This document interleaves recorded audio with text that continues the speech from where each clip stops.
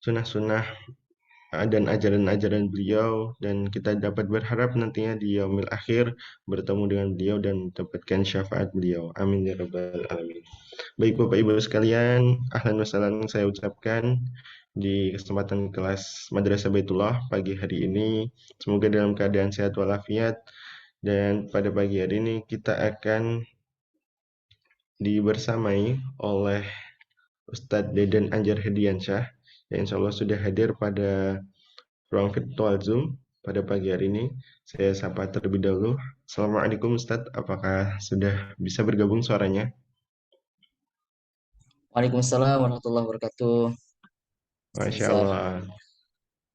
Sehat Ustadz, Alhamdulillah sudah jelas ini suaranya. sehat, alhamdulillah.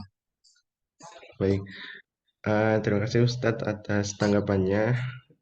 Pada pagi hari ini insya Allah akan langsung nanti disampaikan oleh materi dari Ustadz Deden Anjar Hediansyah, MHUM, mengenai tadi yang sudah saya sebutkan mengenai bangsa Arab sebelum Islam. Ini penjelasan-penjelasan perihal sejarah, kondisi, dan juga eh, ruang lingkup dan kegiatan masyarakatnya apa saja nanti akan disampaikan oleh Ustadz Deden Anjar Hediansyah. Baik, langsung saja kepada Ustadz Deden Anjar Hediansyah MHUM. Kami silakan untuk bisa menyampaikan materi pada kesempatan pagi hari ini. Silakan Ustadz.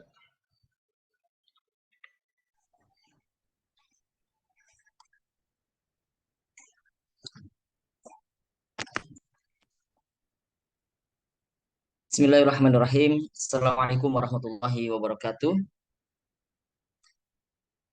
Alhamdulillahilladzi anzala al-Qur'ana ala abdihi hudan wa nuran liyakuna lil alamin nadhiran wa shifaa'an lima fis sudur wa sirajan munira. Asyhadu an la ilaha illallah wahdahu la syarikalah lahul asmaul husna wa sifatul ula wa asyhadu anna Muhammadan abduhu wa rasuluhu nabiyul huda wa rasul mujtaba. Allahumma salli alaihi wa ala alihi wa ashabihi wa man tabi'ahum bi ihsanin ila yaumiddin wa salim tasliman katsira. Amma ba'd. Bapak Ibu sekalian yang dirahmati Allah Subhanahu wa taala, para jamaah Madrasah Baitullah Wonderful Umroh. Alhamdulillah pada kesempatan pagi hari ini Allah Subhanahu wa taala limpahkan kepada kita semua nikmatnya, karunia-Nya, yang dengan nikmat itu kita masih bisa menjalankan tugas-tugas kita, kewajiban-kewajiban kita, aktivitas kita. Di antaranya adalah pada hari ini kita bisa hadir di majelis ini di dalam rangka untuk tafakuh fiddin, di dalam rangka untuk memahamkan lebih jauh lagi terkait dengan hal-hal yang berkaitan dengan agama kita. Dan insya Allah pada pagi hari ini kita akan membahas satu tema yang berkaitan dengan sejarah. Dan bagi kita, sejarah itu tentu satu hal yang sangat penting. Apalagi yang berkaitan dengan kehidupan Rasulullah SAW, yang berkaitan dengan perkembangan agama ini. Sehingga dengan demikian kita bisa memiliki gambaran yang bisa melengkapi pemahaman kita tentang agama. Ya. Nah, insya Allah pagi ini kita akan membahas tentang sejarah bangsa Arab pra-Islam. Nah, mudah-mudahan nanti ini bisa berkelanjutan ya, Mas Nizar, entah nanti periodenya per berapa bulan gitu. Karena nanti eh, kurang sempurna gitu ya. Kalau sampai pada pembahasan pra-Islam, nanti bisa dilanjutkan dengan bagaimana kondisi bangsa Arab setelah datangnya Islam. Nah, ini perlu kita ketahui bersama Bapak Ibu sekalian tentang sejarah bangsa Arab ini karena sangat terkait erat dengan sejarah agama kita, ya. Di mana agama Islam pertama kali dihadirkan oleh Allah Subhanahu wa taala di tengah-tengah masyarakat Arab. Ya, dan tentu ada hikmah, ada pelajaran-pelajaran yang Allah siapkan untuk kita semua. Mengapa kemudian Islam itu dihadirkan pertama kali di tengah-tengah masyarakat Arab gitu, bukan di tempat yang lainnya atau bukan di benua yang lainnya misalnya. Nah, kita bisa menggali hikmah di situ. Nah, insya Allah itulah yang akan nanti kita bahas pada pagi hari ini. Mohon izin sebentar, saya menyiapkan share screen-nya ya.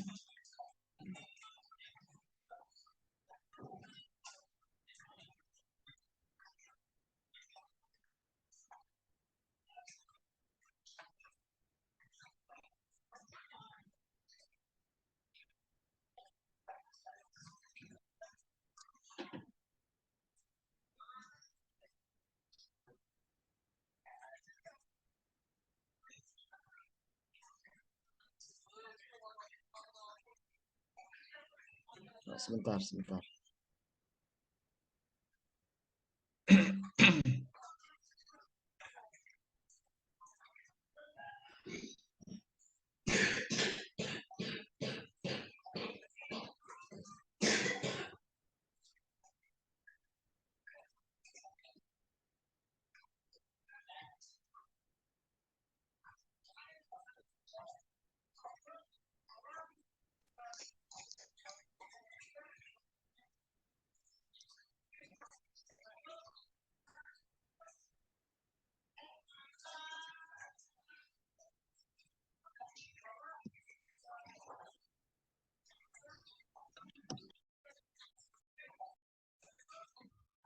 Apakah sudah tampil Ji, sampun Ustadz, sampun screen-nya? tampil.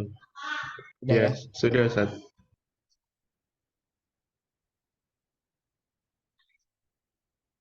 Baik.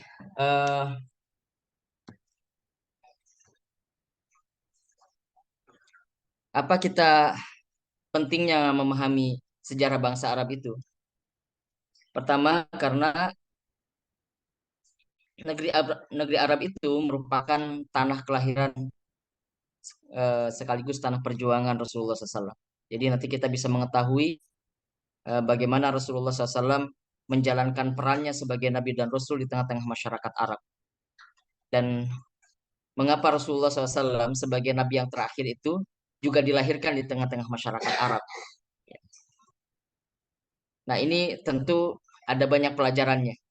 Ya, misalnya tentang kondisi geografisnya, tentang budayanya, tentang tradisinya, tentang bahasanya. Itu tentu ada kaitannya dengan apa yang menjadi tugas Rasulullah Shallallahu Alaihi Wasallam. Rasulullah SAW merupakan cucu turunan dari Nabi Ismail alaihissalam. Yang dimana kita tahu sejarahnya bagaimana Nabi Ismail eh, ditempatkan ya oleh Allah Subhanahu Wa Taala dengan diperintahkan kepada Nabi Ibrahim untuk menjauhkan istrinya yaitu Siti Hajar dan putranya Nabi Ismail ke satu tempat yang dalam Al-Quran disebut sebagai Bakkah. Itulah yang kemudian kita hari ini wilayah yang lebih luasnya disebut dengan Mekah. Nah, di sanalah kemudian eh, Nabi Ismail alaihissalam berketurunan ya, sampai kemudian akhirnya Allah hadirkan di antara turunannya itu seorang nabi dan rasul yang terakhir yaitu Nabi Muhammad SAW. Dan tentu kita mengetahui bagaimana perjuangan Rasulullah SAW itu menghadapi orang-orang Quraisy ya, di mana sistem politik dan sistem sosial yang ada di tengah-tengah masyarakat Quraisy itu berbeda dengan wilayah-wilayah lainnya yang sebagian besar pada waktu itu eh, wilayah di dunia ini dikuasai oleh kekuatan-kekuatan besar. Ada Romawi, ada Persia, di selatan Jazirah Arab itu ada negeri Yaman yang juga diatur dengan sistem kerajaan. Sedangkan di negeri Mekah dan wilayah Jazirah Arab bagian utara pada umumnya itu hanya menjalankan sistem kesukuan. Nah ini tentu juga punya makna tersendiri. Insya Allah nanti kita akan bahas di slide berikutnya. Kemudian yang kedua, negeri Arab itu juga merupakan tempat pertama kalinya generasi umat Islam itu dibentuk. Generasi pertama umat Islam itu dibentuk yaitu para sahabat radhiyallahu anhu. Yang mereka notabene adalah sebagian besarnya merupakan putra-putra asli dari bangsa Arab, kecuali hanya beberapa saja di antaranya, misalnya seperti Salman Al-Farisi, misalnya yang dia berasal dari Persia, Salman Al-Farisi itu. Tapi sebagian besarnya itu adalah masyarakat asli Arab. Nah, lalu apa kaitannya? Tentu setiap bangsa itu punya karakter. Setiap bangsa punya karakter. Di antaranya misalnya karakter yang melekat pada bangsa Arab di masa itu adalah ummiyun. Mereka adalah orang-orang yang tidak bisa membaca, tidak bisa menulis. Hanya segelintir orang yang di antara mereka bisa membaca dan menulis. Kalau dalam sejarah misalnya tersebut di antara para sahabat itu ada Umar bin Khattab. Umar bin Khattab itu bisa baca dan tulis sejak dari awal. Ada Ali bin Abi Thalib, ya, tapi yang lainnya mereka tidak bisa membaca dan tidak bisa menulis. Mereka adalah orang-orang yang gandrung dengan sastra, ya. Mereka adalah orang-orang yang pemberani. Mereka adalah orang-orang yang menjunjung harga diri dan martabat dan sebagainya. Jadi mereka punya karakter khas. Bangsa Arab ini punya karakter khas. Yang dengan karakter itu kemudian Islam datang menyentuh mereka, memberikan sibgoh kepada mereka sampai akhirnya mereka menjadi generasi terbaik di antara seluruh generasi umat manusia. Ya, Rasulullah SAW pernah mengatakan khairun nas qarni tsummal ladzina yalunahu tsummal ladzina yalunahu. Ya. Sebaik-baik generasi itu ada pada zamanku, kata Rasulullah, kemudian zaman setelahnya, kemudian zaman setelahnya, yaitu zaman para tabi'in, kemudian tabi'ut tabi'in. Jadi generasi sahabat itu disebut oleh Rasulullah SAW adalah sebagai generasi terbaik. Dan mereka adalah putra-putra Arab asli. Jadi sentuhan pertama dakwah itu adalah kepada masyarakat Arab. Dan sekali lagi masyarakat Arab itu punya karakter khas, punya karakter tersendiri yang kemudian munasib, ya, sesuai, cocok ketika dakwah pertama kali disampaikan itu. Sampai kemudian dakwah itu menyebar, ya, dan hingga saat ini menjadi satu kekuatan dunia, ya. Masyarakat Arab itu juga adalah masyarakat pedagang yang hidup mereka dinamis sehingga kemudian Islam itu bisa lebih mudah menyebar, ya, ke berbagai wilayah karena para pedagang itu kan mereka tidak hanya berdiam di satu tempat, ya, tapi mereka beralih dari satu tempat ke tempat lainnya. Mereka berinteraksi dengan berbagai bangsa, ya. Kalau dahulu orang-orang Mekah itu biasa mereka melakukan perjalanan ke negeri Syam dan ke negeri Yaman. Nah, nanti di negeri Yaman itu adalah salah satu entrepot. Negeri Yaman itu salah satu entrepot, salah satu pelabuhan besar, termasuk juga pelabuhan penting yang menghubungkan perdagangan antara timur dan barat. Nah, makanya nanti agama Islam itu sampai tersebar, ya, mulai dari Yaman itu nanti tersebar ke masyarakat India, dari masyarakat India di Asia Selatan itu tersebar lagi ke masyarakat di Asia Tenggara, ya, di Indonesia khususnya, kemudian terus sampai ke wilayah-wilayah lainnya, ke utara juga begitu, sampai ke wilayah Eropa, ya. Nah, ini karena eh, Islam ini pada awalnya diterima oleh masyarakat Arab, oleh putra-putra Arab yang punya karakter yang khas, sampai kemudian Islam itu berkembang sedemikian rupa. Kemudian yang ketiga, mengapa penting kita memahami sejarah bangsa Arab? Karena dengan memahami sejarah bangsa Arab, artinya kita memahami kondisi, situasi, karakter masyarakat yang melingkupi perjuangan awal Islam, ya. Baik itu yang mendukung dakwah Islam maupun yang menolak dakwah Islam. Baik itu orang-orang Muslim maupun orang-orang kafir. Jadi kita bisa mengenal bagaimana karakternya, bagaimana ketika dahulu Rasulullah SAW berdakwah, oh memang begitu. Kenapa karakternya orang-orang kafir itu begitu? Ya karena mereka ini Arab gitu. Kenapa para sahabat karakternya juga begitu? Karena mereka ini Arab. Sehingga nanti kita bisa mengambil pelajaran, ya, dari berbagai karakter itu, ya, untuk tentu saja kita apa namanya? Kita sesuaikan dengan kondisi kita hari ini, di tempat kita, di masa kita.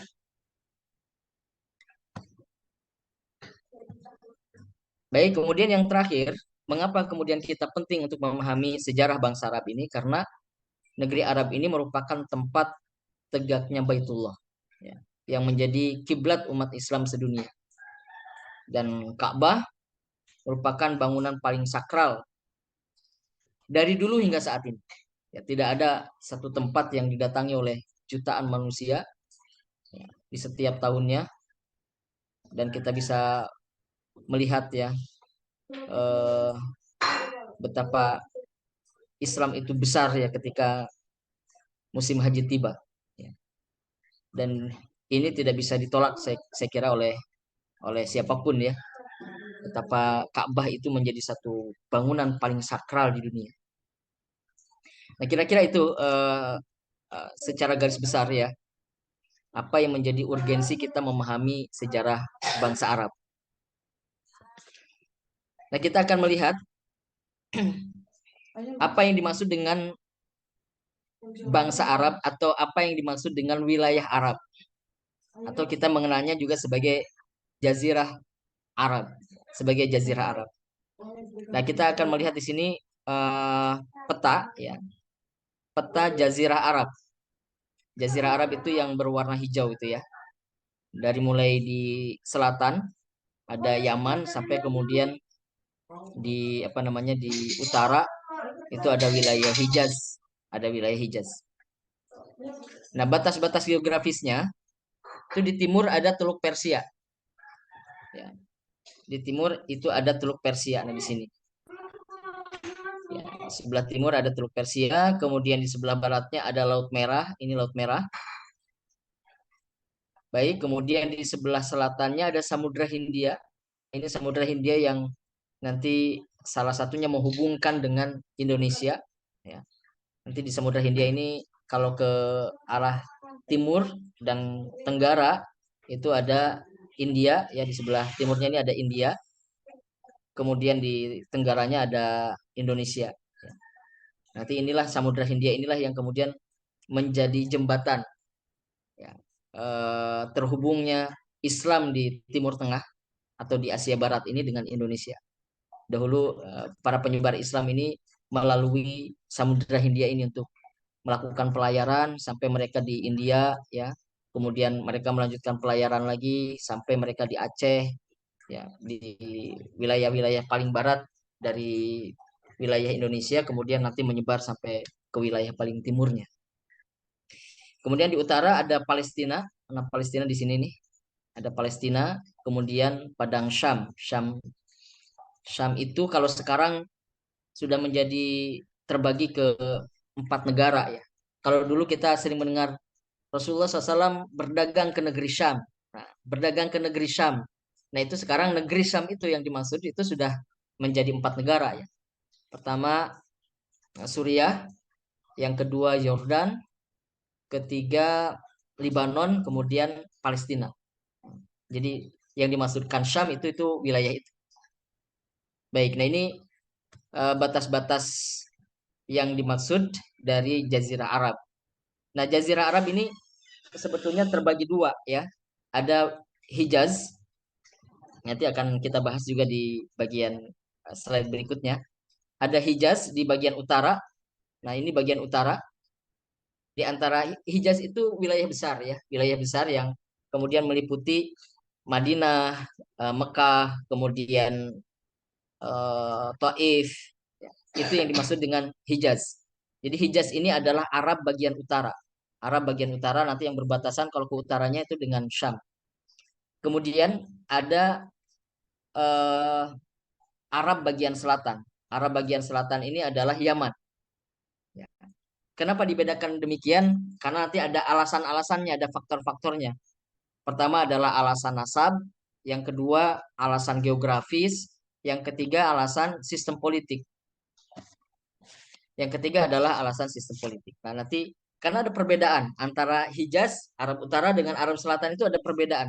Perbedaannya cukup signifikan dari sisi eh, geografis atau sumber daya alam juga berbeda antara utara dengan selatan itu. Nanti sistem politiknya juga berbeda antara utara dan selatan. Termasuk juga nasab, ada yang mengatakan berbeda ya antara utara dan selatan Jazirah Arab itu. Ya, makanya kemudian seringkali para ahli membuat batas ya, membuat batas antara Arab Utara dan Arab Selatan. Baik. Nah, ini secara geografis ya, batas-batasnya. Di sebelah barat itu ada Laut Merah, di sebelah selatan itu ada Laut Aden dan Samudra Hindia, di sebelah timur itu ada Teluk Persia, dan di sebelah utara ada eh, Palestina dan Padang Syam.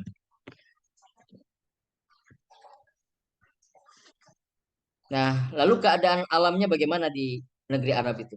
Ya, saya kira sebagian besar kita sudah memahami ya bagaimana keadaan alam di negeri sana. Meskipun sekarang bisa jadi sudah jauh berbeda ya, karena kemajuan negeri Arab hari ini banyak eh, apa namanya taman-taman buatan misalnya. Bahkan sekarang negeri Arab sudah mulai menghijau ya. Ada yang mengatakan ini adalah tanda-tanda ini ya, tanda-tanda akhir zaman gitu. Negeri Arab sudah mulai menghijau. Nah, tetapi secara garis besarnya saya kira hampir sama apa yang kita lihat hari ini di negeri Arab dengan bagaimana kondisi dahulu itu hampir sama. Bahwa negeri Arab itu sebagian besarnya merupakan padang tandus ya. Tanahnya gersang. Dahulu ketika Nabi Ismail pertama kali ditempatkan oleh Nabi Ibrahim bersama ibundanya Siti Hajar di satu tempat yang bernama Bakkah itu, ya betul-betul sangat gersang dan tidak ada satupun manusia yang tinggal di wilayah itu. Karena menganggap kalau tinggal di wilayah itu ya tidak ada yang bisa survive, tidak bisa bertahan. Maka tidak ada manusia yang tinggal di sana. Hanya kemudian nanti setelah itu Allah memancarkan Zam-Zam ya, yang menjadi awal mula kehidupan bangsa Arab di Mekah itu ya, karena adanya Zam-Zam, karena adanya air. Jadi tanahnya tandus, tidak ada satupun sungai mengalir di wilayahnya, sangat jarang turun hujan. Wilayah Arab itu juga terdiri dari gunung-gunung, dataran tinggi, dan lembah-lembahnya yang gersang. Ya. Mekah itu, negeri Mekah itu dikelilingi oleh gunung-gunung. Jadi bukit-bukit begitu, hanya ada tiga jalan yang bisa menjadi rute mereka untuk keluar dari kota Mekah. Jadi kota Mekah itu seperti mangkok gitu ya, seperti mangkok. Jadi Mekah itu adalah lembahnya. Negeri Mekah itu adalah lembahnya. Di pinggir-pinggirnya itu adalah gunung-gunung. Jadi terlindung sebetulnya. Mekah itu terlindung. Hanya ada tiga jalur yang menjadi rute mereka keluar masuk. Kalau mau keluar dari Mekah ataupun masuk ke Mekah itu hanya ada tiga jalur. Nanti kita akan juga bahas di slide berikutnya. Nah, keempat poin ini, mohon maaf, ya keempat poin ini betul mengecualikan Yaman ya. Tadi saya katakan mengapa Yaman ini dibedakan dengan Hijaz? Karena memang secara keadaan alamnya berbeda dengan Jazirah Arab pada umumnya yang sebagian besarnya adalah wilayah yang tandus. Negeri Yaman itu beda. Negeri Yaman itu wilayahnya subur. Tadi letaknya di sini ya. Nah, letaknya di selatan ini. Yaman, Hadramaut, Oman, sini ini wilayah-wilayah subur. Dia berbatasan dengan pantai ya, Samudra Hindia. Karena sangat subur itu, maka di wilayah Yaman itu banyak yang tinggal, penduduknya cukup banyak di sana. Kemudian sistem politiknya juga sudah dengan sistem kerajaan. Jadi sudah ada kerajaan di wilayah Yaman. Kalau di wilayah Arab Utara itu tidak ada kerajaan, tapi di wilayah Yaman itu ada kerajaan. Yang paling terkenal adalah kerajaan Himyar. Atau kita mengenal ada Ratu Saba di dalamnya itu. Ratu Saba itu kan di Yaman di Hadramaut itu. Ya. Nah, jadi wilayah Yaman ini berbeda dari wilayah Hijaz yang berada di Arab bagian utara itu. Sehingga Yaman ini dikecualikan. Kemudian dengan berbagai kondisi alamnya yang sedemikian rupa, itu pula lah termasuk yang membentuk karakter bangsa Arab. Jadi kita tidak bisa menafikan bahwa karakter satu masyarakat, satu bangsa, satu entitas masyarakat itu tidak bisa menafikan bahwa karakter itu dibentuk salah satunya oleh kondisi alamnya. Nah, kita misalnya kalau di Indonesia ini kita sering membedakan antara masyarakat pesisir dengan masyarakat pedalaman, ya. Kenapa masyarakat pesisir itu punya karakter yang berbeda dengan masyarakat pedalaman? Nah, itu salah satunya adalah karena dipengaruhi oleh alamnya, oleh kondisi alamnya. Ya, misalnya masyarakat pesisir yang lebih terbuka, yang lebih kosmopolitan gitu, masyarakat pesisir yang lebih bisa beradaptasi dengan cepat ya, hal-hal yang baru mereka terima, mereka bisa beradaptasi dengan cepat. Sedangkan masyarakat pedalaman, mereka harus butuh waktu untuk bisa menerima sesuatu yang baru bagi mereka gitu ya. Mereka cenderung tertutup dan sebagainya. Itu kita pernah mempelajarinya saya kira dulu ya ketika kita di sekolah ya, kita belajar eh, tentang masyarakat pedalaman, masyarakat pesisir gitu. Nah, demikian pula bangsa Arab ya. Bangsa Arab ini juga memiliki karakter yang khas ya. Salah satunya karena memang eh, ditempa oleh kondisi alamnya. Ya, tadi yang sudah kita bahas ya, kondisi alamnya yang tandus, gersang, ya, kecuali Yaman di bagian selatan Jazirah Arab. Nah, di antara karakter bangsa Arab itu, eh, ciri-ciri bangsa Arab ya, mereka sebagian besarnya adalah pedagang. Di masa dahulu, terutama di masa Rasulullah SAW, ya, bangsa Arab, terutama bagian utara. Jadi kita ini sebagian besarnya kita membahas Arab bagian utara ya, belum Arab bagian selatan. Nanti Arab bagian selatan nanti insya Allah ada pembahasannya tersendiri. Jadi Arab bagian utara ini itu mereka sebagian besarnya adalah masyarakat pedagang. Mengapa demikian? Karena hanya profesi itulah yang memungkinkan untuk mereka tekuni. Sebab tanah mereka itu tandus. Jadi tidak ada yang jadi petani. Ya. Mereka tidak ada yang jadi petani. Sehingga satu-satunya profesi yang bisa mereka jalankan itu adalah berdagang. Ya, termasuk Rasulullah. Rasulullah kan kita pernah mendengar Rasulullah berdagang bersama pamannya ke negeri Syam ya di usia 12 tahun. Kemudian eh, setelah dewasa juga Rasulullah SAW pernah melakukan perjalanan dagang kembali ke negeri Syam, membawa barang dagangnya Khadijah bersama Maisarah ya, pembantunya yang bernama Maisarah. Nah, ini termasuk Rasulullah SAW pernah menjadi pedagang. Para sahabat Rasulullah SAW juga banyak yang menjadi pedagang dan sangat sedikit yang menjadi petani. Ya. Apalagi kalau di Mekah hampir sulit menemukan para petani itu ya, kecuali di beberapa tempat, misalnya di Madinah, di Taif itu yang cenderung lebih subur, cenderung lebih subur dibandingkan dengan Mekah. Ya.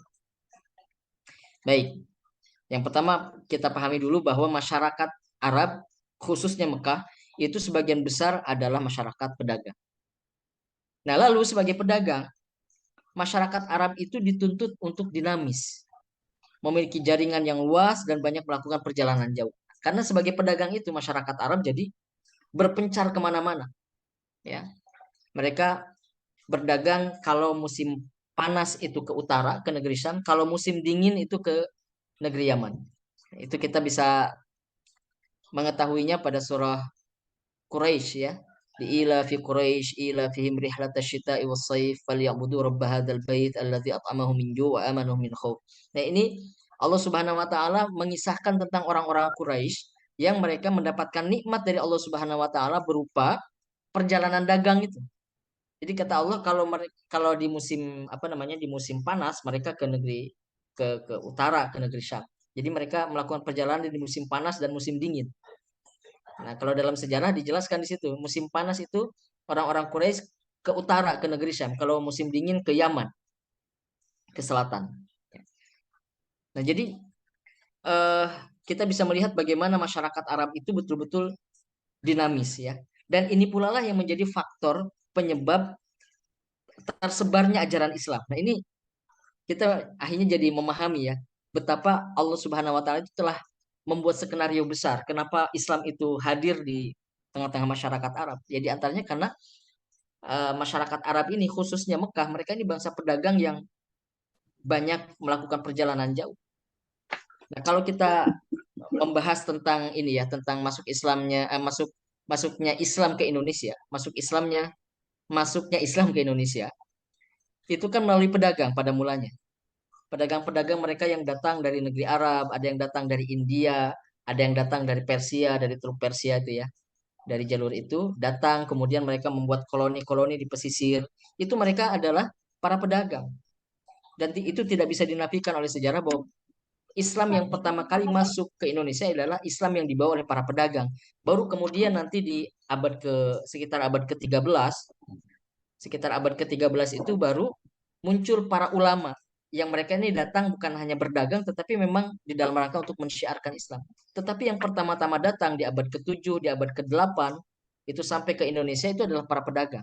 Jadi yang mensyiarkan Islam itu adalah para pedagang. Nah begitu. Jadi ini memang ada skenario besar yang sudah Allah siapkan ya untuk Islam ini. Kemudian yang ketiga, karakter bangsa Arab itu sistemnya adalah sistem kesukuan. Ya. Sehingga sistem kesukuan ini membentuk masyarakat yang merdeka. Betul-betul menjadi masyarakat yang merdeka. Bapak Ibu sekalian yang dirahmati Allah. Jadi tadi saya menjelaskan bahwa antara Arab Utara dengan Arab Selatan itu berbeda. Arab Utara itu tidak ada kerajaan. Coba Bapak Ibu barangkali pernah membaca sejarah, apakah di Mekah itu pernah ada kerajaan? Tidak pernah ada kerajaan. Ya. Sekarang mungkin di masa-masa berikutnya ya ada kerajaan Arab Saudi ya. Eh, tapi sebelumnya itu tidak ada kerajaan di Mekah itu. Yang ada kerajaan itu di Arab Selatan, di Yaman ada kerajaan Himyar. Ya, ratunya yang terkenal ada Ratu Saba di sana. Nah, di Arab Utara itu tidak ada kerajaan, sistem politik yang berlaku adalah sistem kesukuan. Sehingga ini juga membentuk masyarakat yang berjiwa merdeka ya. Karena mereka tidak pernah merasakan sistem feodal di mana misalnya seorang abdi itu harus nunduk-nunduk di hadapan raja gitu. Tidak ada. Itu suku-suku itu dipimpin oleh kepala suku yang disebut sebagai syekh ya. Kepala suku itu sebutannya syekh. Nah, syekh ini dia tidak punya wewenang untuk mengatur masyarakatnya. Syekh itu tidak punya wewenang untuk mengatur masyarakatnya. Jadi syekh itu wewenangnya hanya kalau ada anggota sukunya yang berselisih, maka syekh itulah yang mengislah, yang mendamaikan. Hanya itu saja. Di luar itu, seorang kepala suku tuh nggak bisa ngatur-ngatur. Sehingga masyarakat itu mereka hidup dengan sebebas-bebas. Mereka hidup dalam alam yang merdeka. Sehingga bangsa Arab itu tampil apa adanya. Bangsa Arab itu pemberani, bangsa Arab itu tidak tidak terbiasa untuk tunduk kepada siapapun. Ya. Itu yang apa namanya terbentuk pada diri mereka, tidak biasa tunduk pada siapapun. Termasuk pada kekuasaan-kekuasaan besar nanti ya. Karena mereka tidak pernah dijajah oleh bangsa manapun. Nah, ini bangsa Arab itu adalah bangsa yang betul-betul memiliki makna kemerdekaan ya. Betul-betul memiliki makna kemerdekaan yang hakiki gitu. Mereka tidak pernah tunduk ya. Kalau dalam sistem kerajaan itu kan ya kita di Jawa saja misalnya punya punya kerajaan itu kalau mau bertemu dengan raja itu harus ngesot-ngesot gitu jalannya ya. Pulang juga tidak boleh membelakangi raja misalnya. Itu biasa ya dalam sistem feodal begitu. Nah, tapi kalau dalam sistem kesukuan itu tidak berlaku ya. Jadi masyarakat itu bebas sebebas-bebasnya, mereka diberikan pilihan, mereka bertanggung jawab. Nanti kalau ada persoalan-persoalan baru dibicarakan gitu ya. Kalau muncul ada persoalan baru dibicarakan di situ. Baik.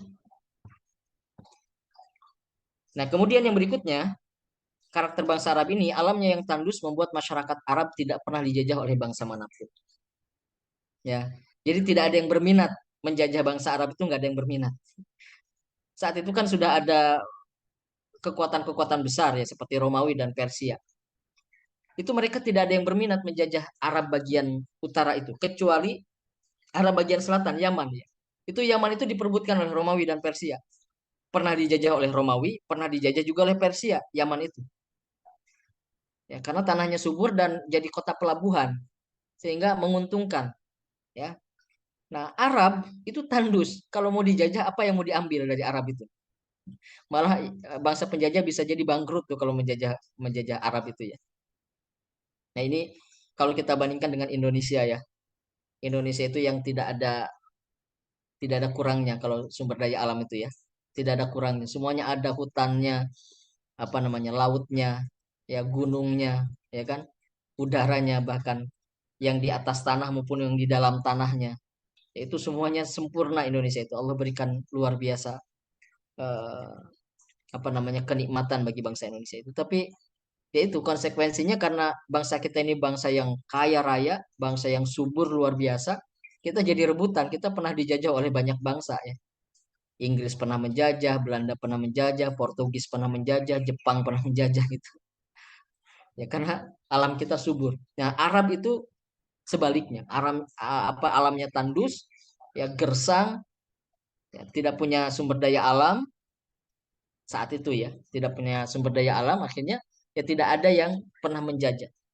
Sehingga masyarakat Arab itu ya jiwa mereka ini jiwa merdeka. Maka nanti di masa berikutnya ketika Islam datang, ketika kaum muslimin sudah mulai berhadapan dengan Romawi dan Persia, mereka itu tidak punya beban. Kaum muslimin itu tidak punya beban karena kaum muslimin tidak pernah dijajah oleh Romawi. Jadi merasa mereka ini setara dengan Romawi gitu. Setara dengan Persia. Tidak ada beban bagi mereka karena mereka tidak pernah dijajah oleh bangsa-bangsa besar ini. Mereka sebagai satu entitas yang merdeka gitu. Ya setara lah dengan Romawi, setara dengan Persia gitu. Karena mereka tidak pernah merasakan penjajah. Nah, kalau bangsa kita kan pernah dijajah 350 tahun, konon begitu ya. 350 tahun kita mengalami penjajahan itu. Nah, sehingga tentu kita perlu effort yang lebih, perlu upaya yang lebih untuk bisa bangkit gitu ya. Untuk mengubah mentalitas kita dari masyarakat yang terjajah menjadi masyarakat yang merdeka ya, yang berdaulat gitu. Yang masyarakat Arab sejak awal tidak pernah dijajah oleh siapapun.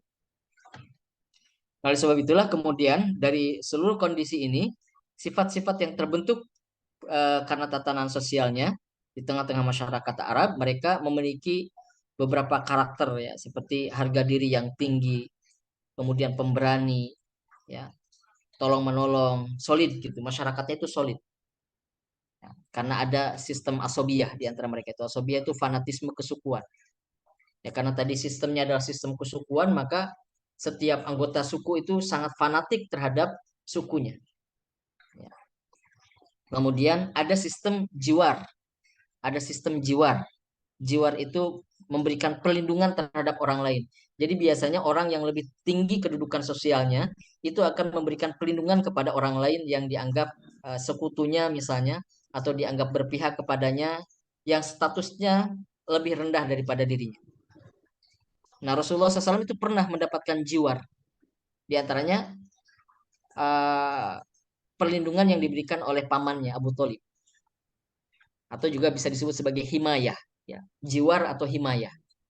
Ya, perlindungan. Jadi kalau seseorang itu sudah dilindungi oleh orang yang punya status sosial tinggi, maka orang ini tidak apa namanya tidak bisa disentuh oleh orang lain. Karena kalau nanti disakiti orang ini akan berhadapan dengan pihak yang melindunginya. Nah, gitu. Itu biasanya orang berpikir berkali-kali untuk bisa menyakiti orang yang mendapatkan himayah, perlindungan. Nah, ini hal-hal yang positif ya dari kalangan bangsa bangsa Arab itu.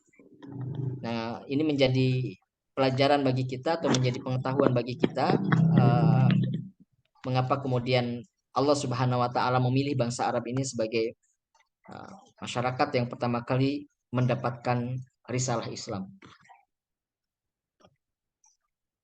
Nah, adapun ini tradisi eh,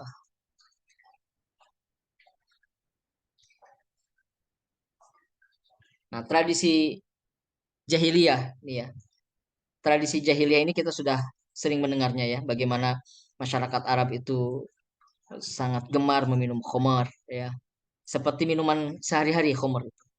Ya, kalau ada warung-warung kopi ya di situ biasanya kalau kita kan minumnya kopi atau di warung-warung itu ada teh misalnya ya dan sebagainya itu. Nah, kalau di sana khamar ya sudah biasa. Kemudian penyembahan terhadap berhala. Ya. Berhala ini pertama kali dia bawa oleh Amr bin Lu'ay ya, dari negeri Syam. Jadi dia pernah melakukan perjalanan ke negeri Syam, dia melihat masyarakatnya di sana itu menyembah berhala, menyembah patung-patung. Dia bertanya, "Kenapa kalian melakukan ini ya?" Karena kami eh, menjadikan berhala-berhala ini sebagai perantara doa kami agar sampai kepada Tuhan kami. Nah, Amr bin Lu'ay menganggap, wah ini bagus juga ya, tawasul ya, apa namanya mencari perantara, ya mencari perantara supaya doanya sampai ke Mekah, ya. Kemudian dia letakkan di depan Ka'bah pada mulanya. Nah, sampai akhirnya mereka melakukan penyembahan berhala, gitu. Penyembahan terhadap berhala. Ada Manat, ada Lata, Uzza, Hubal. Ya. Itu berhala-berhala yang paling populer. Di antaranya yang paling besar itu ada Hubal, ya. Berhala yang paling besar yang ada di Ka'bah. Kemudian Asobiyah, jadi sangat fanatik terhadap sukunya masyarakat Arab itu.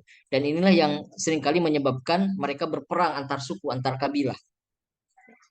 Sekali tersulut saja anggota kabilahnya, misalnya berkelahi dengan anggota kabilah yang lain, itu bisa menjadi perang saudara, bisa menjadi pertempuran antar suku.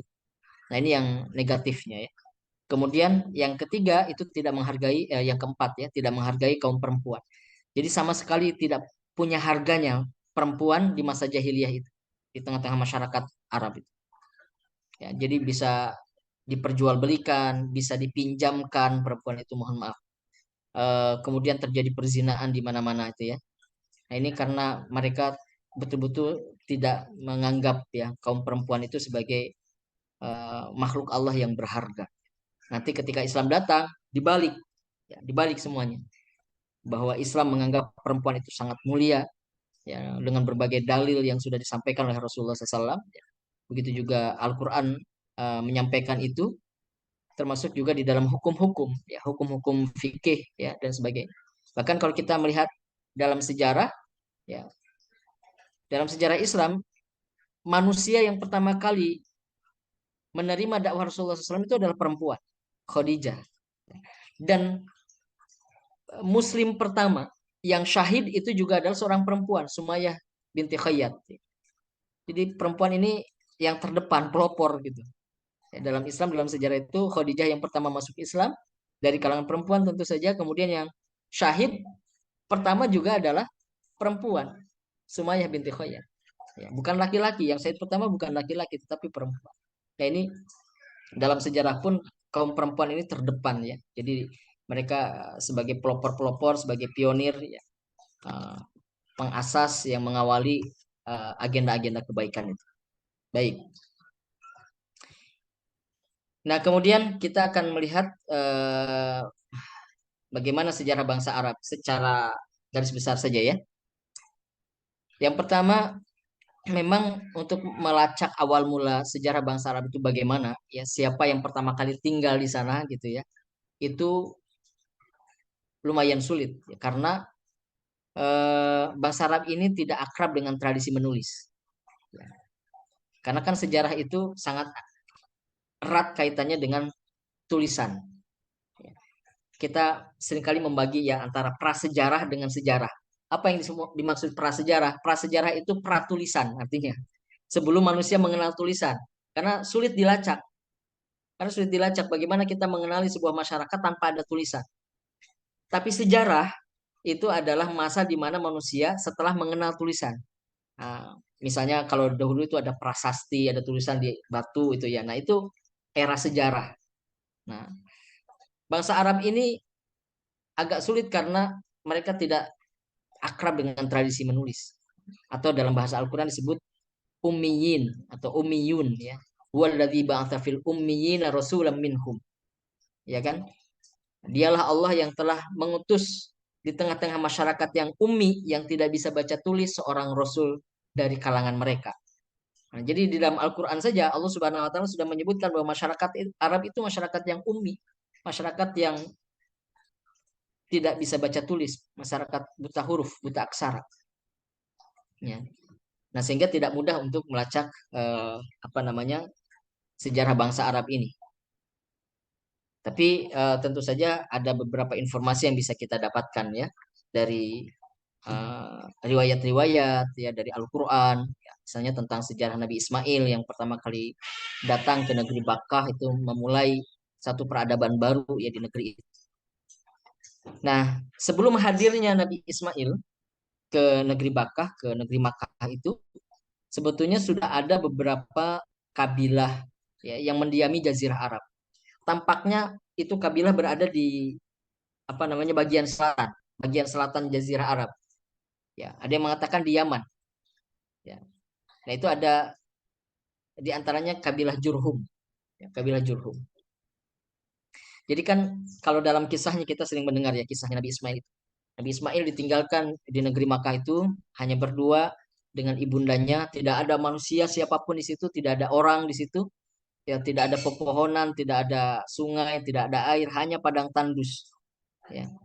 Manusia tidak ada yang mau hidup di situ karena mereka tidak bisa survive, tidak bisa bertahan hidup. Tapi kemudian tidak lama setelah itu Allah pancarkan Zam-Zam, mata air Zam-Zam. Nah, setelah itu ada kabilah dari bagian selatan Jazirah Arab itu yang melihat di atas langit itu ada burung yang berputar-putar. Nah, bagi mereka itu adalah tanda bahwa kalau burung itu berada di atas langit berputar-putar, itu artinya di bawahnya itu ada sumber kehidupan, apakah itu air, apakah itu kebun, makanan, buah-buahan atau apapun itu. Nah, mereka kaget ya, orang-orang Jurhum ini kaget karena selama mereka hidup di situ tidak pernah ada fenomena itu.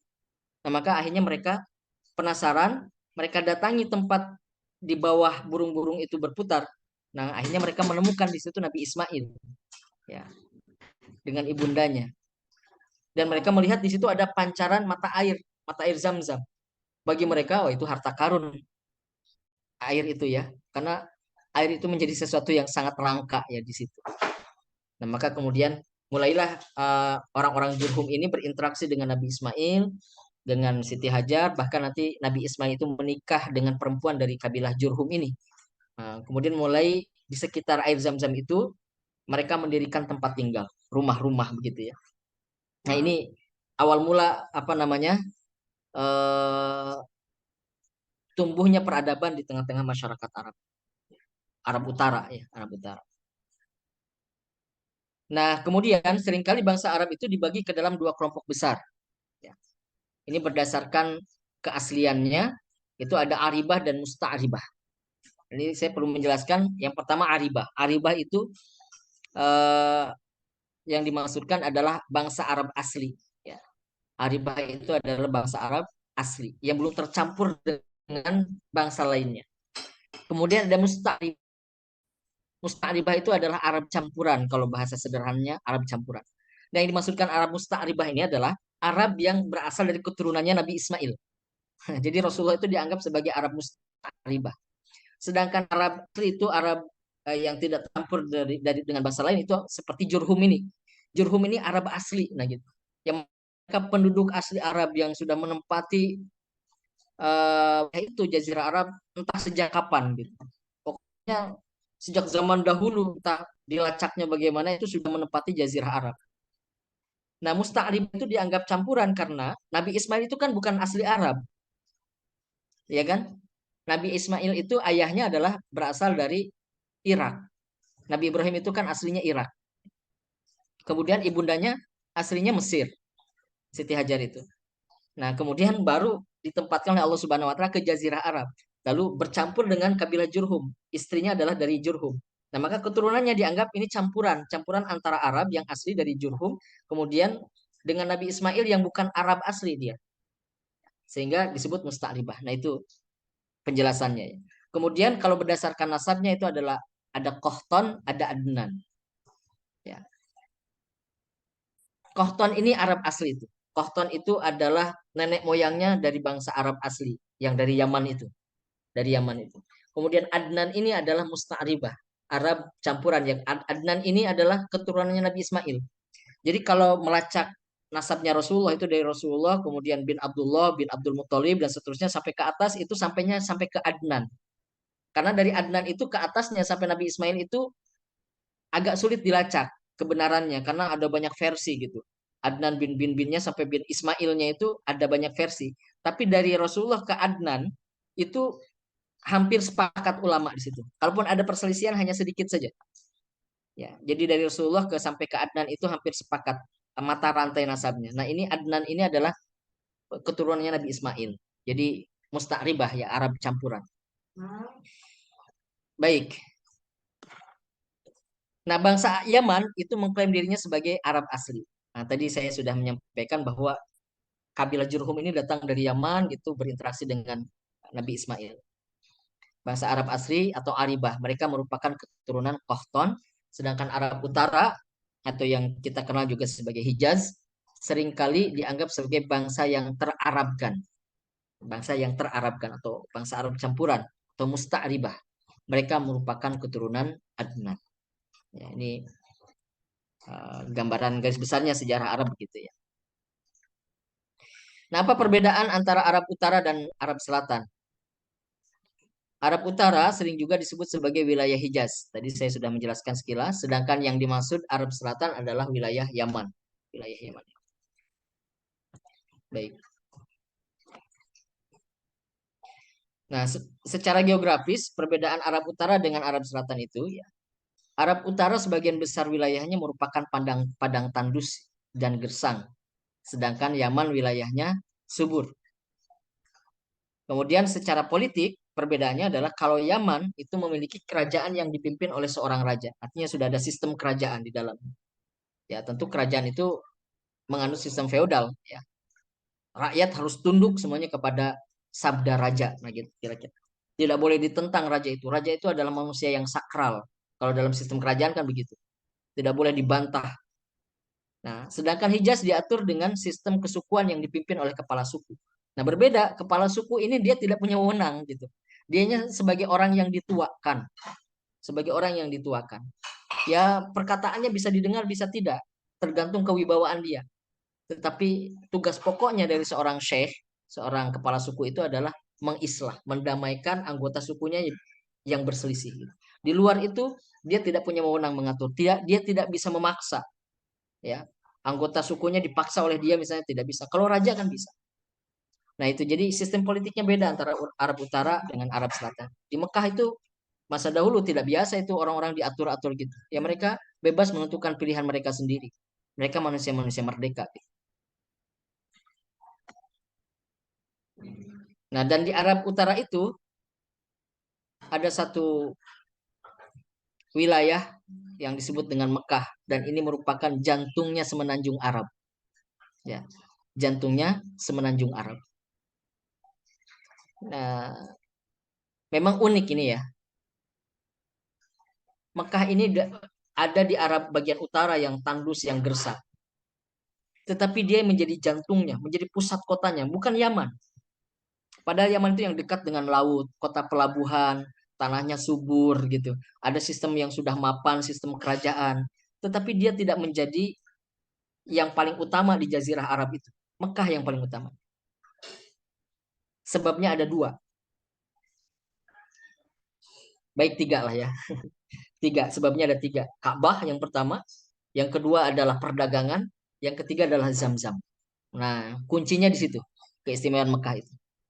Ada Ka'bah, kemudian menjadi tempat transit atau entrepot ya, entrepot perdagangan yang menghubungkan antara timur dan barat. Nanti entrepotnya eh, kalau entrepot sebetulnya kalau dimaknai itu adalah pelabuhan besar ya, pelabuhan besar. Tapi maksudnya di sini Mekah ini adalah sebagai kota transit ya, kota transit di mana perdagangan itu bisa dijalankan di situ. Kemudian yang ketiga itu ada Zam-Zam yang menjadi nyawa bagi kehidupan bangsa Arab.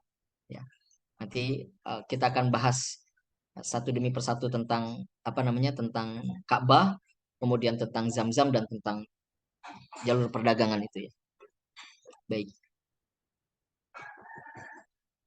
Mekah merupakan lembah yang dikelilingi bukit-bukit ya. Jadi bukit-bukit ya dia berada di tengah-tengahnya ya. Jadi tadi saya mengatakan seperti mangkok gitu ya, berada di cekungan di lembah Mekah.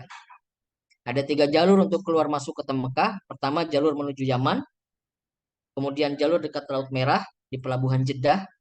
Kemudian yang ketiga itu ada jalan menuju ke negeri Syam ke Palestina. Nah ini biasanya untuk keluar masuk eh, kafilah dagang ya. Kafilah dagang itu dari gunung-gunung yang apa namanya mengitari kota Mekah itu ada jalur hanya tiga jalur itu saja yang bisa kemudian memasuki kota Mekah atau keluar dari kota Mekah.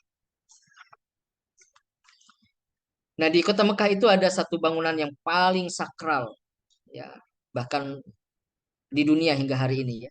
Dan saat itu juga Ka'bah itu tidak hanya sakral bagi orang-orang Arab, tetapi juga disakralkan oleh penganut agama yang lainnya. Ini memang unik ya, memang unik karena Saya dulu ketika pertama kali mendapatkan informasi ini juga kok bisa ya gitu ya.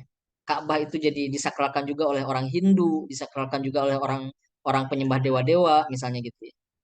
Karena misalnya bagi orang Hindu itu menganggap di Ka'bah itu kan ada Hajar Aswad itu ya, ada Hajar Aswad. Nah, bagi orang Hindu, Hajar Aswad itu merupakan kata mereka reinkarnasi dari Dewa Siwa, reinkarnasi dari Dewa Siwa. Bapak Ibu kalau melihat simbol Dewa Siwa itu coba perhatikan itu hanya batu saja, batu hitam gitu, kemudian digaris dengan garis warna putih tiga gitu, set set gitu, tiga. Nah, kemudian batu melengkung, batu hitam itu lambang Dewa Siwa. Jadi lambangnya batu, hanya batu aja gitu. Nah, itu Hajar Aswad yang mirip-mirip begitu itu juga batu kan Hajar Aswad itu dianggap sebagai reinkarnasi dari Dewa Siwa kata mereka sehingga Ka'bah itu juga disakralkan oleh orang-orang Hindu sehingga tidak menutup kemungkinan pada masa itu orang-orang Hindu juga datang ke Ka'bah gitu. Nah kemudian para penyembah dewa-dewa itu menganggap juga di dalam Ka'bah itu adalah tempat bersamanya dewa siapa gitu saya lupa. Jadi tempat bersamanya dewa mereka itu ada di dalam Ka'bah menurut mereka. Nah, sehingga Ka'bah ini disakralkan tidak hanya oleh orang Arab, jadi banyak orang yang berdatangan ke Ka'bah itu untuk mensakralkan Ka'bah itu ya. Nah, Ka'bah inilah yang membuat Mekah menjadi kota kosmopolitan. Kosmopolitan itu kota yang ramai didatangi oleh berbagai bangsa. Ya.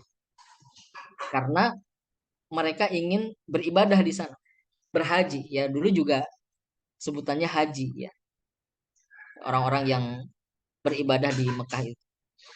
Makanya orang-orang Mekah, orang-orang Quraisy itu sudah terbiasa mereka menjadi pelayan. Mereka sudah terbiasa menjadi pelayan sejak dahulu, melayani orang-orang yang datang ke Ka'bah itu. Ya. Nah, makanya dahulu kita pernah mendengar ini ya, kisah tentang Abraha. Ya. Kisah tentang Abraha. Jadi Abraha itu sebetulnya dia berasal dari Habasyah, dari Ethiopia, dari seberang Laut Merah itu. Ya, dari Afrika dia. Dia datang sebagai utusan dari Romawi. Itu kisahnya panjang sebetulnya ya. Tapi pokoknya dia itu datang bersama pasukan, datang ke Yaman ya untuk apa namanya? Untuk memerangi kerajaan Himyar.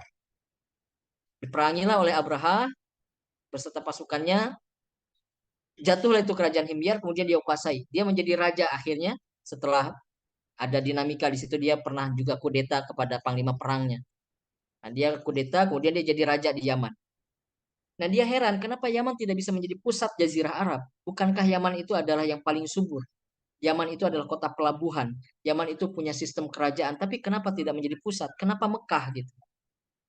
Setelah dia selidiki itu karena sebabnya ada Ka'bah di Mekah karena Ka'bah itulah yang didatangi banyak orang. Nah, kalau orang itu sudah banyak datang di situ biasanya yang terjadi adalah wilayah itu menjadi pusat perdagangan, ya. Ya kan kalau satu tempat ramai didatangi banyak orang itu biasanya orang-orang yang punya jiwa bisnis itu langsung buka lapak di situ ya. Wah, ini banyak orang nih rame nih, buka lapak langsung. Nah, akhirnya jadi pusat ekonomi. Mekah itu jadi pusat ekonomi, pusat agama gitu. Nah, akhirnya Abraha itu ingin menyaingi Ka'bah. Dia buat bangunan yang lebih megah, jauh lebih mewah daripada Ka'bah. Ya, dibangun dari emas, permata gitu. Tapi ternyata tidak berhasil. Orang-orang tidak tertarik untuk datang ke Yaman, mendatangi bangunan yang dibuat oleh Abraha itu. Karena Abraha salah memahami. Ka'bah itu didatangi orang bukan karena kemewahannya. Ka'bah itu apa sih? Bentuknya cuma kubus gitu ya. Ya kan? Bentuknya cuma kubus dari batu bata gitu. Secara bangunan fisiknya tidak ada yang istimewa. Tetapi Ka'bah itu didatangi orang karena nilai historisnya, karena dia dibangun oleh Nabi Ismail dan Nabi Ibrahim, dan juga karena kesakralannya gitu. Nah akhirnya karena gagal ini, Abraha kemudian tidak punya jalan lain. Dia berpikir untuk menghancurkan Ka'bah. Nah ini sebetulnya latar belakang kenapa Abraha ini mau menghancurkan Ka'bah. Karena ini ada semacam persaingan politik dan ekonomi gitu dengan Mekah. Ingin menjadikan Yaman sebagai pusat. Nah ini sekilas ya tentang Ka'bah dan Abraha itu. Nah, penduduk utama dari apa namanya dari negeri Arab ini adalah Quraisy. Siapa itu Quraisy? Quraisy itu kalau dalam kitab-kitab disebutkan diantaranya di kitab Nurul Yakin yang ditulis oleh eh, Muhammad Khudri Bek ya. Yang dimaksud Quraisy itu adalah Fihr bin Malik. Fihr bin Malik ini nenek moyangnya Rasulullah. Nanti kita lihat nasabnya di sini. Fihr bin Malik ini termasuk salah satu mata rantai nasab yang menghubungkan Rasulullah sampai ke Nabi Ismail. Nah, kita lihat di sini nasabnya Rasulullah. Muhammad bin Abdullah bin Abdul Muttalib bin Hashim bin Abdul Manaf bin Qusay bin Kilab bin Murrah bin Ka'ab bin Lu'ay bin Ghalib bin Fihr. Nah, ini bin Fihr. Fihr inilah yang dimaksud Quraisy. Nah, anak keturunan Fihr inilah yang disebut sebagai Quraisy.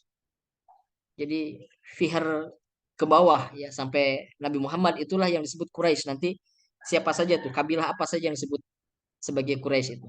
Bin Malik bin Anadar bin Kinanah bin Khuzaimah bin Mudrikah bin Ilyas bin Mudor bin Nizar bin Ma'ad bin Adnan. Nah, saya tadi katakan sampai kepada Adnan saja. Ya, sampai kepada Adnan karena Adnan ke sana sampai ke Nabi Ismail itu agak sulit dilacak. Ya, ya kalaupun ada yang mengira-ngira kita tidak bisa memastikan kebenarannya. Nah, tapi yang bisa dilacak sampai pada Adnan ini. Nah, nasab dari Adnan ke atas hingga Nabi Ismail terjadi banyak perbedaan pendapat. Nah, inilah yang kemudian disebut sebagai Quraisy. Jadi Quraisy itu siapa sih? Apa siapa saja suku apa saja yang masuk Quraisy? Ya Quraisy itu keluarga besar sekali. Yang kalau disebut Quraisy itu keluarga besar. Di sini meliputi Bani Abdul Manaf, Bani Abdul Dar, Bani Asad, Bani Zuhrah, Bani Makhzum, Bani Taim, Bani Adi, Bani Saham, Bani Amir, Bani Taim, Taim bin Ghalib, kalau yang ini Taim bin Murrah. Kemudian Bani Harith, kemudian Bani Muharib. Nah, ini jadi Quraisy itu kumpulan kabilah-kabilah yang masuk ke dalam keluarga Quraisy ini ada 12 ini setidaknya. Baik. Nah, itu yang dimaksud dengan Quraisy. Kita sering mendengar mendengar Quraisy Quraisy ya. Kan disebutkan dalam Al-Qur'an juga li'ila fi Quraisy ya. Nah, ini maksud Quraisy itu ini, keluarga besar. Baik. Nah, lalu kita beralih ke Zamzam. Jadi Bapak Ibu sekalian yang dirahmati Allah Subhanahu wa taala, Zamzam ini punya peran sentral dalam menumbuhkan peradaban barat. Jadi kalau kita mempelajari tumbuhnya peradaban-peradaban dunia, maka selalu diawali dari peradaban air atau kita bisa menyebut juga sebagai peradaban lembah-lembah ya. Jadi kalau kita mengenal apa namanya peradaban-peradaban kuno, peradaban-peradaban paling tua itu biasanya diawali dari peradaban yang dekat dengan sungai, peradaban lembah-lembah. Maka misalnya ada peradaban Sungai Nil, peradaban Sungai Indus, peradaban Sungai kalau India itu apa? Sungai Gangga ya, Indus ya. Tigris dan Efrat, peradaban Sungai Kuning. Sungai Kuning itu Cina, Sungai Nil itu Mesir, Irak, Mesopotamia ya, Mesopotamia, kemudian India. Peradaban paling tua itu selalu mendekat ke sungai. Manusia itu kan tidak bisa hidup tanpa air ya. Nah, maka manusia itu selalu mendekat ke sungai. Dan uniknya, begitu juga peradaban Islam, peradaban Arab itu, ya. Di Arab itu tidak ada sungai, tidak ada sungai. Tapi dia tumbuh menjadi peradaban karena ada Zam-Zam. Bentuknya bukan sungai tapi mata air. Tapi selalu diawali dari air ini. Jadi terpancarnya Zam-Zam ini untuk pertama kali sangat berkaitan erat dengan kisah Nabi Ismail ya, dengan ibundanya Hajar. Kemudian Zam-Zam itu pernah dikubur juga oleh suku Jurhum karena pertikaiannya dengan suku Khuza'ah dan Kinanah. Jurhum ini adalah suku yang pertama kali mendatangi Nabi Ismail itu tadi saya kisahkan ya. Kemudian Nabi Ismail menikah dengan salah seorang perempuan dari suku Jurhum. Sampai suku Jurhum ini yang memimpin di Mekah itu, di wilayah Mekah itu, di masa-masa awal itu. Tapi suku Jurhum ini lambat laun itu mereka jadi zolim, jadi penguasa yang tiran gitu. Penguasa yang otoriter. Akhirnya dia diperangi oleh suku Khuza'ah dan suku Kinana. Karena dia melakukan perbuatan-perbuatan yang tidak tidak layak lah suku suku Jurhum ini. Kalah, suku Jurhum ini kalah. Kemudian diusir dari kota Mekah. Nah, sebelum dia pergi dari kota Mekah, yang dia lakukan adalah mengubur Zam-Zam itu. Nah, supaya mereka kalah ya. karena ingin balas dendam mereka kubur itu sumur Zam-Zam itu, kubur oleh mereka sampai akhirnya tidak ada yang menemukan lagi sampai beberapa abad gitu ya. Zam-Zam ini terkubur. Nah, kemudian akhirnya Allah Subhanahu wa taala memberikan ilham kepada Abdul Muthalib, kakeknya Rasulullah. Jadi yang menemukan kembali sumur Zam-Zam ini adalah Abdul Muthalib. Mengapa kemudian Abdul Muthalib ini juga sangat-sangat dihormati karena dia dianggap orang sakral juga, ya, orang yang punya keramat gitu.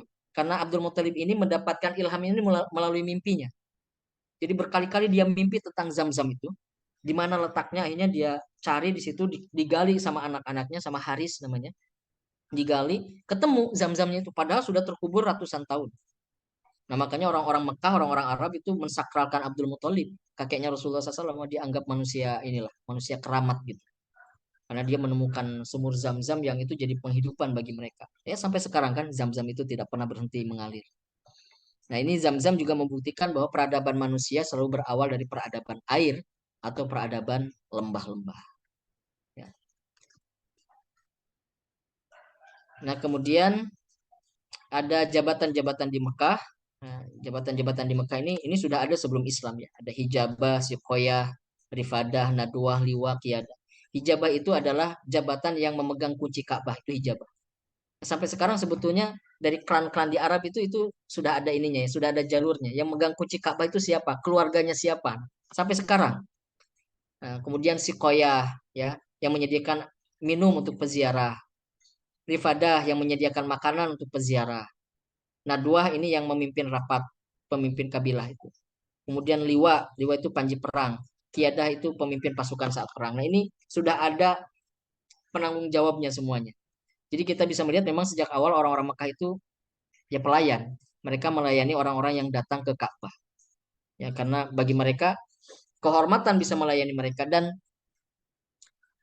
orang-orang Mekah itu kan selalu menjaga pelayanan mereka supaya orang-orang yang datang itu merasa nyaman. Itulah wilayah menjadi destinasi. Seperti Jogja. Jogja ini kan juga melayani orang-orang yang datang, turis-turis yang datang ke Jogja. Menjaga supaya Jogja ini menjadi tempat yang nyaman, aman gitu sehingga orang-orang mau datang ke Jogja karena Jogja ini kota wisata. Kalau nanti Jogja ini kesannya adalah tempat yang tidak nyaman, tempat yang banyak kriminal dan sebagainya, orang-orang tidak banyak datang ke Jogja dan akhirnya itu akan mengurangi pemasukan bagi masyarakat Jogja kan gitu. Nah, Mekah kira-kira juga begitu. Mekah ini selalu mencitrakan negeri Mekah itu sebagai negeri yang aman, nyaman, dilayani orang-orang yang datang dan sebagainya. Sejak dari dahulu begitu. Ya, dahulu semua jabatan ini hijabah, siqoyah, rifadah, nadwah, liwat, qiyadah itu pernah dipegang oleh satu orang saja. Pernah dipegang oleh satu orang saja. Yaitu nenek moyangnya Rasulullah namanya Qusay bin Kilab. Nah, Qusay bin Kilab ini luar biasa memang. Ya, dia memegang semua jabatan ini. Ya, sehingga dia adalah orang yang dianggap luar biasa. Nenek moyangnya Rasulullah, dia seorang pemimpin, leadershipnya juga bagus. Qusay bin Kilab itu. Nah, kemudian yang eh, berikutnya, ini terakhir ya, Nabi dan Rasul yang pernah ada di Jazirah Arab. Ada berapa orang? Ada 4 orang ya. Ada 4 orang. Yang pertama Nabi Hud alaihissalam. Beliau berdakwah kepada orang-orang Ad, kaum Ad. Ya. Nah, ini letaknya di selatan, di Yaman itu, di Hadramaut. Jadi Nabi Hud ini di Yaman. Nabi Hud ini di Yaman. Sekarang kuburannya Nabi Hud ada di sana di Yaman itu. Ya, saya tidak tahu kebenarannya, apakah benar atau tidak. Tapi ada kuburannya ada gitu. Ada masjidnya di situ Nabi Hud. Kemudian ada Nabi Soleh. Nabi Soleh ini kaumnya disebut sebagai kaum Samud. Kalau ini letaknya di Arab Utara, di Hijr. Antara Hijaz dengan Syam. Ya, Syam itu kan di utara. Nah, itu di antara itu. Itu ada Nabi Soleh. Kaumnya kaum Samud.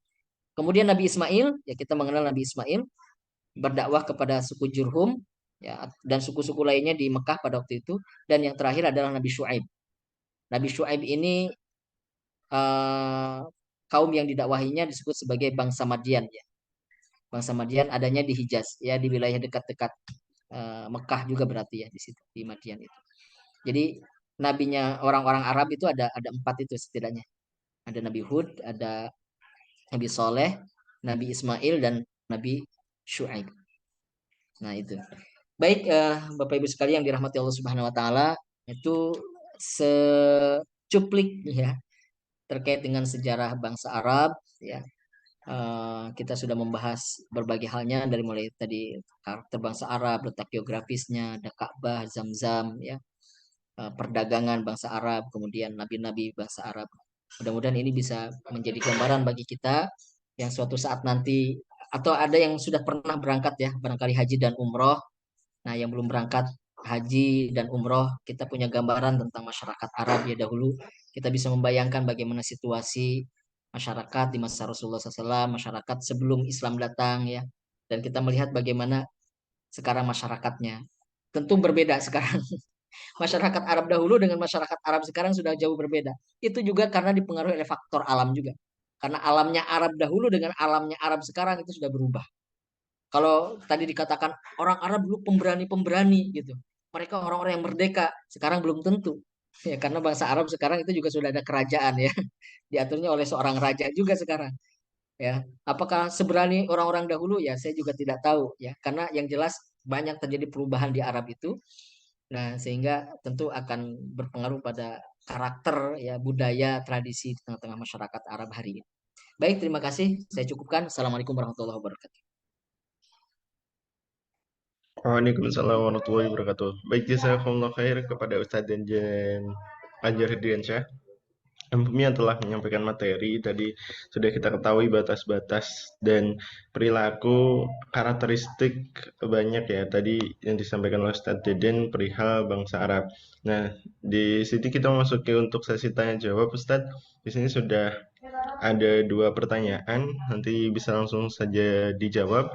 Tapi Bapak Ibu, apabila pertanyaannya belum bisa dijawab pada momen kesempatan kelas pada pagi hari ini, nanti bisa ditanyakan di grup, lalu akan dicatat oleh admin. Baik, untuk pertanyaannya pertama Ustadz dari Bapak Nur Hijrah Muhammad. Afan, saya penasaran Ustadz, secara silsilah nasab bangsa Melayu ini nyambungnya ke Nabi siapa? Sebelum ke Nabi Adam tentunya. Syukran. Bisa langsung dijawab Ustadz untuk pertanyaan yang pertama dari Bapak Nur Hijrah Muhammad. Baik, tampaknya saya tidak bisa menjawab ini ya. Tidak punya pengetahuan tentang ini, tentang nasab ya. Tadi saja Nabi Muhammad itu hanya bisa diurut nasabnya ke atas itu sampai Adnan saja ya. Sampai ke Nabi Ismail saja itu tidak bisa. Maksudnya tidak bisa dipastikan kebenarannya. Kalau kita apalagi bangsa Melayu ke Nabi siapa itu saya kurang tahu ya. Sampai ke Nabi siapa yang jelas pada intinya setiap masyarakat itu pernah diutus Nabi di tengah-tengah di tengah-tengah masyarakatnya. Karena kita tahu Nabi itu kan jumlahnya banyak 124 ribu ya. 124 ribu. Sangat mungkin dahulu ya ada Nabi di tengah-tengah masyarakat Indonesia. Tapi kita tidak tahu karena tidak disebutkan. Yang disebutkan kan hanya 25 Nabi dan Rasul itu yang dikenalkan oleh Allah Subhanahu Wa Taala dan Rasulullah SAW. Itu hanya 25 Nabi dan Rasul itu saja. Nah, selebihnya tidak diketahui. Nanti kalau dibahas lebih lanjut ada perbedaan antara Nabi dan Rasul. Apa perbedaannya? Nabi itu ada 124 ribu, Rasul itu hanya ada 313 Rasul ya, hanya ada 313 Rasul. Nah, apa bedanya Nabi dan Rasul? Nah, biasanya yang masyhur, yang populer itu mengatakan Nabi itu mendapatkan wahyu untuk dirinya sendiri, Rasul itu mendapatkan wahyu untuk disampaikan kepada umatnya. Ini sebetulnya agak ambigu nih definisi ini. Nabi mendapatkan wahyu kok tidak disampaikan kepada umatnya gitu. Nah, terus tugasnya apa? Tugas dakwahnya apa gitu? Kok hanya untuk dirinya sendiri kan gitu? Nah, sebetulnya saya lebih sepakat dengan definisi yang mengatakan bahwa Nabi itu mendapatkan wahyu sebagaimana Rasul juga disampaikan kepada umatnya. Tetapi konten wahyunya itu bukan syariat. Ya, tapi konten wahyunya itu adalah naba, berita besar. Makanya Nabi, naba itu satu akar kata. Kalau kita eh, melihat di dalam Al-Quran ada surah An-Naba, itu kan artinya berita besar. Ya. Jadi Nabi itu hanya membawa berita besar. Tentang apa? Tentang Allah. Tentang apa? Tentang hari kiamat, tentang rasul-rasul, ya. Tapi tidak membawa hukum, tidak membawa hukum syariat. Karena yang membawa hukum syariat itu hanya Rasul yang 313 itu. Hukum syariat itu tentang sholat, aturan ya. Intinya kalau syariat itu tentang aturan. Jadi Nabi itu tidak bawa aturan. bawahnya tentang berita besar supaya orang-orang itu beriman kepada Allah. Tetapi aturan-aturannya itu mengikuti kepada Rasul. Ya, baik itu Rasul yang sezaman maupun Rasul yang sebelumnya, sebelum Nabi itu. Nah, jadi tentang sholatnya, tentang puasanya ikutnya kepada Rasul. Tapi Nabi itu tidak bawa syariat. Nah gitu. Itu bedanya Nabi dan Rasul ya. Nah kalau tentang nasabnya bangsa Melayu ini saya tidak tahu kalau mau dilacak sebetulnya sampai ke Nabi Nuh itu ngelacaknya. Karena manusia di masa Nabi Nuh itu kan apa namanya habis itu ya. Habis karena baru sedikit juga. Itu kan baru generasi ketiga yang Adam, Idris, Nuh. Jadi manusia belum banyak, dia tinggal di satu tempat manusia itu kemudian dihancurkan oleh Allah karena mereka apa namanya menyimpang ya dari keimanan kepada Allah, mereka ditenggelamkan. Tersisa putra-putranya Nabi Nuh itu. Ada eh, Smith, ada siapa, ada siapa gitu ya. Makanya nanti rasnya itu ada rasnya yang kulit hitam, ada rasnya yang kulit putih dan sebagainya. Saya belum belum mempelajari secara lebih jauh ya tentang itu. Kemudian yang berikutnya ada lagi, Baik, Nizar. jazakumullah khair Ustadz. Satu lagi pertanyaan dari Ibu Doli Viviane. Pertanyaannya, kalau air zam-zamnya disembunyikan oleh Jurhum, kemudian pada saat itu ketika disembunyikan, bagaimana cara orang-orang di sekitarnya hidup, bertahan hidup Ustadz, kalau tidak ada air zam-zam? Ya, eh tentu mereka sudah memiliki peradaban setelah itu. Jadi ketika Jurhum itu pertama kali datang, mereka hanya bertahan dengan zam-zam itu ya. Mereka hanya bertahan karena di sekitarnya tidak ada yang lainnya, tidak ada sumber kehidupan. Setelah itu mereka apa namanya berketurunan sampai akhirnya mereka sudah punya masyarakat tersendiri di situ. Nah, tentu sudah ada sistem di situ ya. Bagaimana cara mereka bertahan hidup, cara mereka berdagang dan sebagainya. Intinya sudah jadi kota di situ, sudah jadi kota. Nah, justru ketika sudah jadi kota itu, Jurhum ini mulai semenang-menang gitu. Dia misalnya merampok harta-harta yang dikumpulkan di Ka'bah. Itu kan mereka biasanya ngumpulin harta di Ka'bah itu kan. Orang-orang pada waktu itu apakah sebagai persembahan ataupun sebagai apa namanya tabungan, apapun itu dikumpulkan di Ka'bah itu diambili oleh Jurhum itu. Nah, jadi sudah jadi satu masyarakat yang punya sistem. Artinya terkait dengan bagaimana mereka minum dan sebagainya itu sudah teratasi sebetulnya. Bisa jadi setelah itu ada mata air yang lain bisa jadi ya di Mekah itu sudah mereka temukan gitu. Nah, sehingga itu tidak menjadi masalah bagi mereka dan apalagi setelah itu Jurhum pergi kan dan Khuza'ah ya dan Kinanah yang melanjutkan di situ. Ya, Kinanah dan Khuza'ah yang melanjutkan di Mekah itu. Nah, sehingga mereka ya air mungkin bisa beli juga gitu ya atau bisa mengambil dari tempat yang lain dan sebagainya. Nah, baik. Baik, jazakumullah khair Ustadz atas jawabannya dari kedua pertanyaan peserta kelas Madrasah Baitullah. Telah sampailah kita untuk di penghujung sesi diskusi materi pada pagi hari ini yaitu mengenai bangsa Arab sebelum Islam dan kita sudah dibawa oleh Ustadz Deden mengetahui batas-batas wilayah, mengetahui karakter-karakter dari bangsa Arab di zaman dahulu dan semoga saja di pertemuan selanjutnya kita dapat membahas lebih dalam, lebih jauh lagi dari masyarakat bahasa Arab sampai nanti bertemu dengan Rasulullah SAW. Baik, setelah ini Ustadz terima kasih atas waktunya dan materinya.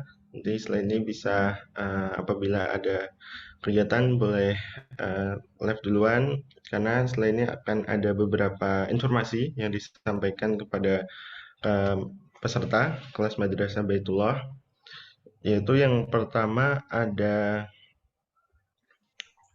bagi peserta yang belum bisa hadir ataupun menyimak di pertengahan atau tadi ada beberapa materi yang mungkin terlewatkan, nanti bisa disimak kembali, yaitu rekaman dari kelas kita pada pagi hari ini di grup WhatsApp. Lalu bagi peserta yang belum menanyakan pertanyaannya di kelas pada pagi hari ini dapat menyampaikan di grup WhatsApp ya, di grup WhatsApp Madrasah Baitullah dan nanti akan langsung dicatat oleh admin dan insya Allah akan ditanyakan oleh Ustadz dan nanti akan dijawab begitu. Lalu ada juga jadwal umroh reguler yang insya Allah dari Wonderful Umroh akan melaksanakan umroh di bulan Agustus, September, Oktober dan juga November bagi jamaah yang berkenan untuk menyiapkan diri berangkat bersama Wonderful Umroh ke Baitullah dapat mendaftarkan diri melalui nomor admin yang ada di grup. Lalu kita sudah disampaikan beberapa amunisi persiapan perihal ilmu kita dari Madrasah Baitullah dari Wonderful Umroh maksud saya juga menyediakan suplemen yaitu madu trigona yang dapat dibawa pulang dengan harga 129 per botol serta beberapa manfaatnya yaitu menjaga kesehatan, dapat menangkal dari penyakit-penyakit, juga menjadi suplemen vitamin bagi Bapak Ibu sekalian untuk bisa menjaga kondisi kesehatan. Lalu juga Madrasah Baitullah sudah membuka daftar ulang lagi untuk kelas, bisa langsung untuk mengontak admin karena nanti di periode yang kedua kita akan dibersamai oleh 4 pemateri yaitu Ustadz Dwi Triyono, Ustadz Faisal Kunhi, Ustadz Tulus Mustafa dan juga Ustazah Ida Nuraila yang insya Allah akan membahas mengenai syarat dan rukun wajib umroh, adab dasar bagian kedua, kemudian bermulanya dakwah Islam di tanah haram, dan yang terakhir bersama Ustazah Ida Nuraila yaitu menjaga ibadah sepulang haji dan umroh. Nah, bagi Bapak Ibu yang berkenan untuk bisa mendaftar kembali, daftar ulang di Madrasah Baitullah, disegerakan untuk bisa mengontak admin. Itu saja dan saya ingatkan bagi Bapak Ibu yang belum presensi bisa menuliskan nama lengkapnya di chat yang ada di grup.